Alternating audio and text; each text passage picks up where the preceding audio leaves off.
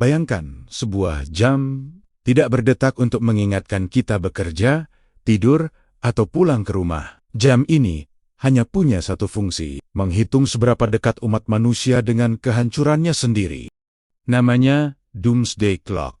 Diciptakan bukan oleh peramal, tapi oleh ilmuwan yang pernah menciptakan senjata paling mematikan dalam sejarah manusia. Hari ini, jarumnya berada detik dari tengah malam, lebih dekat dari masa Perang Dingin, lebih dekat dari krisis nuklir manapun yang pernah kita alami. Pertanyaannya bukan lagi apakah dunia akan hancur, tapi siapa yang sedang mendorongnya ke sana dan mengapa kita hanya diam saja. Jam yang dibuat untuk menghitung kiamat. Pada tahun 1947, sekelompok ilmuwan yang pernah menciptakan bom atom merasa dihantui oleh ciptaan mereka sendiri. Mereka tidak membuat senjata lagi. Mereka menciptakan sebuah jam, bukan jam biasa, tapi simbol kehancuran manusia. Jarum jam itu dinamai Doomsday Clock. Semakin dekat ke tengah malam, semakin dekat manusia pada kepunahan.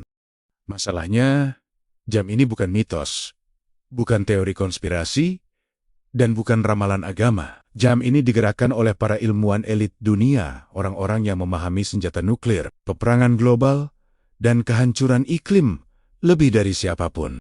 Yang jarang dibicarakan, sejak jam ini diciptakan, jarumnya tidak pernah benar-benar menjauh dari tengah malam secara permanen. Setiap kemajuan teknologi, setiap perjanjian damai, selalu diikuti senjata baru yang lebih mematikan. Pertanyaannya sekarang bukan apakah kiamat akan datang, tapi siapa yang mempercepatnya dan mengapa kita tidak diberi pilihan untuk menghentikannya? Nuklir, senjata damai yang selalu siap membunuh.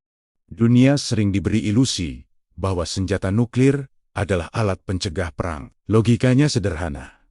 Jika semua punya bom, tak ada yang berani menekan tombol.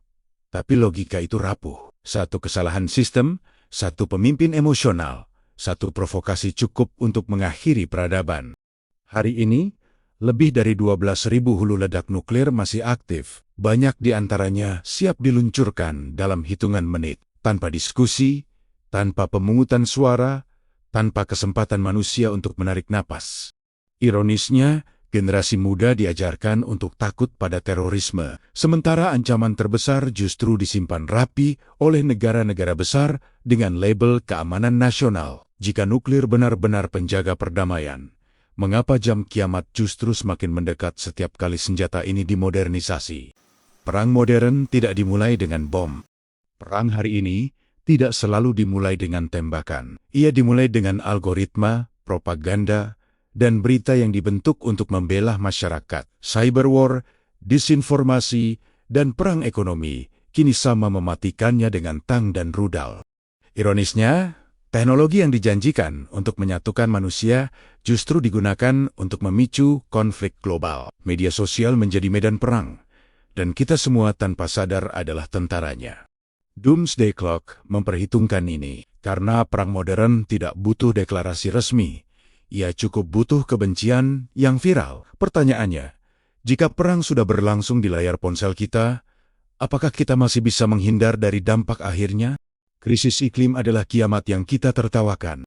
Berbeda dengan nuklir, krisis iklim tidak datang dengan ledakan.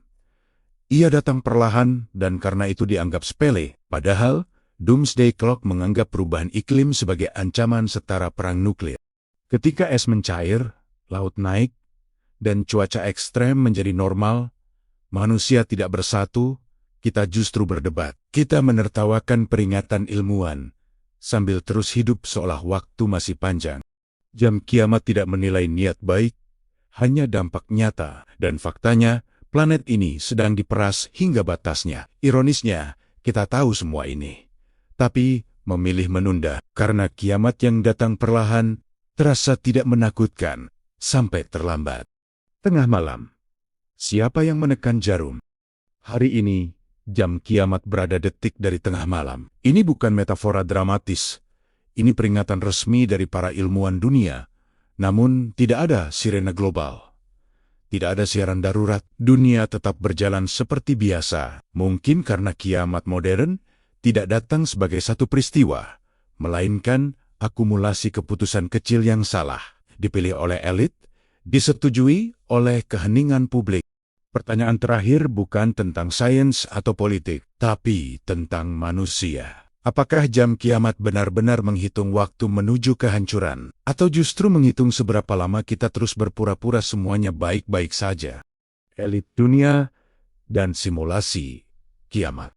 Yang jarang dibahas ke publik, para pemimpin dunia sudah berulang kali mensimulasikan akhir peradaban. Dalam ruang tertutup, dengan layar raksasa dan peta digital, mereka menghitung skenario perang nuklir, runtuhnya ekonomi global, hingga kelaparan massal. Ironisnya, hasil simulasi ini tidak pernah diumumkan secara utuh. Publik hanya diberi versi yang sudah dijinakkan, karena kepanikan massal dianggap lebih berbahaya daripada kebenaran itu sendiri. Doomsday Clock bukan sekedar jam. Ia adalah ringkasan dari laporan rahasia yang tidak pernah kita baca. Pertanyaannya, jika para elit sudah tahu bagaimana dunia bisa berakhir, mengapa keputusan mereka justru membawa kita semakin dekat ke dalam skenario terburuk mereka? Kesalahan kecil yang hampir mengakhiri dunia. Sejarah mencatat, dunia nyaris kiamat lebih dari satu kali bukan karena perang, tapi karena kesalahan manusia dan mesin. Alarm palsu, radar salah baca, kode yang nyaris dikonfirmasi sebagai serangan nuklir. Beberapa perwira memilih tidak mematuhi protokol, dan keputusan itu menyelamatkan miliaran nyawa. Tidak ada medali, tidak ada film besar. Nama mereka hampir hilang dari sejarah.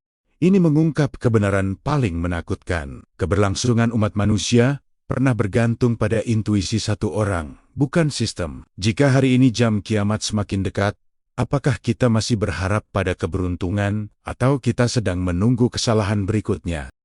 Media, ketakutan, dan bisnis kiamat. Ketakutan adalah komoditas paling laris di dunia modern. Semakin dekat jarum jam kiamat, semakin tinggi rating, klik, dan keuntungan. Media tidak menciptakan kiamat, tapi mereka mengemasnya agar terus dikonsumsi. Masalahnya, ketakutan yang diulang tanpa solusi tidak membangunkan manusia, ia melumpuhkan. Kita terbiasa melihat bencana, sampai akhirnya kehilangan empati. Doomsday Clock seharusnya menjadi alarm, tapi bagi sebagian pihak, ia hanya konten. Jika kiamat menjadi hiburan, apakah manusia masih mampu membedakan peringatan dan sensasi? Apakah jam ini bisa dimundurkan? Berita yang jarang diangkat, jam kiamat pernah dimundurkan. Ketika perjanjian nuklir disepakati, ketika dunia memilih kerjasama dibanding konflik. Artinya, kehancuran bukan takdir, ia adalah hasil keputusan. Namun hari ini, dunia kembali terpolarisasi, kepercayaan runtuh, dialog digantikan ancaman. Jam bergerak bukan karena waktu, tapi karena pilihan manusia. Pertanyaan pentingnya bukan siapa yang salah, tapi siapa yang berani menghentikan siklus ini sebelum tengah malam benar-benar tiba. Detik terakhir, pesan yang tidak pernah disiarkan. Jika jam kiamat benar-benar mencapai tengah malam, tidak akan ada peringatan dramatis. Tidak ada hitung mundur global. Dunia akan berakhir seperti hari biasa. Namun, selama jarum belum menyentuh angka itu, pesan para ilmuwan tetap sama. Waktu masih ada, tapi tidak banyak. Jam ini bukan untuk menakut-nakuti. Ia diciptakan untuk menyadarkan. Pertanyaannya kini beralih ke kita, penonton, warga dunia, manusia biasa. Apakah kita akan menjadi generasi yang mengabaikan peringatan terakhir, atau generasi yang akhirnya memaksa jarum itu berhenti? Keputusan ada di tangan kita. Jam kiamat tidak pernah dimaksudkan untuk menakut-nakuti manusia. Ia diciptakan sebagai peringatan terakhir bahwa kehancuran bukanlah takdir, melainkan hasil dari pilihan.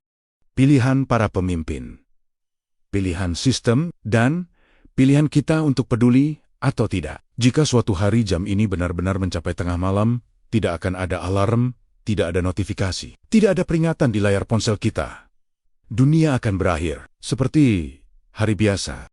Namun, selama jarum itu belum menyentuh angka terakhir, waktu masih ada, sedikit, sangat sedikit. Pertanyaannya sekarang bukan tentang jam itu, tapi tentang kita. Apakah kita akan menjadi generasi yang melihat peringatan paling jelas dalam sejarah dan memilih mengabaikannya, atau justru generasi yang akhirnya membuat jarum itu berhenti? Jika kalian tertarik dengan video ini, jangan lupa like, komen, dan subscribe. Jangan lupa untuk tulis pendapat kalian di kolom komentar ya. Sampai jumpa di fakta dan kisah-kisah selanjutnya.